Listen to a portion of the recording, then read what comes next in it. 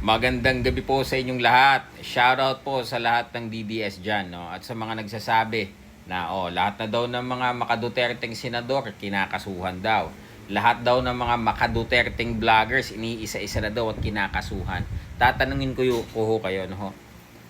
Bakit ho kasi yung mga DDS vloggers ang hilig magsabi, ang hilig magsalita ng mga self-incriminating statements? Yung mga inciting to sedition, pagbabanta sa presidente, pagkatapos ay kapag sila ay kinasuhan, iiyak.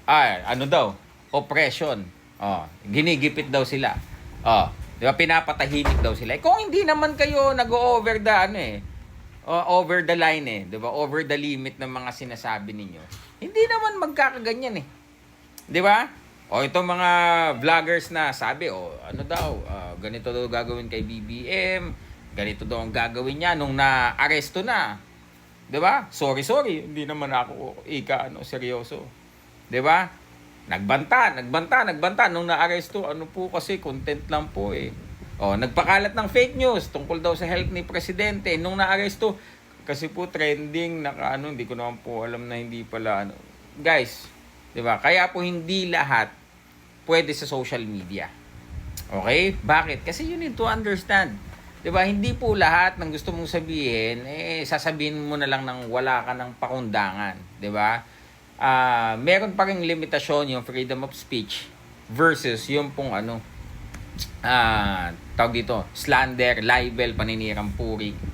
'Di ba? There's a fine line na naghahati dun sa dalawa na 'yon. So, kung ikaw vlog ako, murahin ko si ganito, ang daming supporter, sige, tuloy-tuloy ka na, nawili ka na doon, hindi mo inaalam yung legal responsibilities mo, di ba? Kaya nga po, bago ka pumasok sa vlogging, yung mga shoutout sa mga DDS vloggers, kailangan alamin mo muna, ano ba yung mga batas na nagsasabi na tungkol dito sa pagsasalita ng wala ng pakundangan, sa mga sobra-sobra na, aalamin nyo ho yan. Kasi pagka hindi nyo ho inalam yung basics niyan, mga kaibigan, kulungan ho talaga ang bagsak ninyo. Di ba?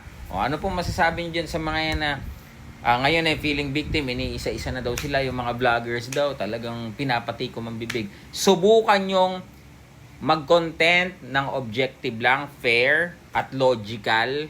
Hindi naman kayo maaasunto Pero walang prenong bunganga, magsabi ng kung ano ang pagbabanta, tapos yung mga magpakalat ng mga maling impormasyon na unconfirmed, yari kayo dyan. So, basic knowledge lang yan. Alam ko, kahit naman hindi kayo abogado, kahit hindi kayo, let's say, nakapagtapos ng pag-aaral, lahat na po ng information ngayon available na online. Alright? Para po hindi po natin isisi lahat sa gobyerno yung mga bagay na kayo naman ang gumagawa.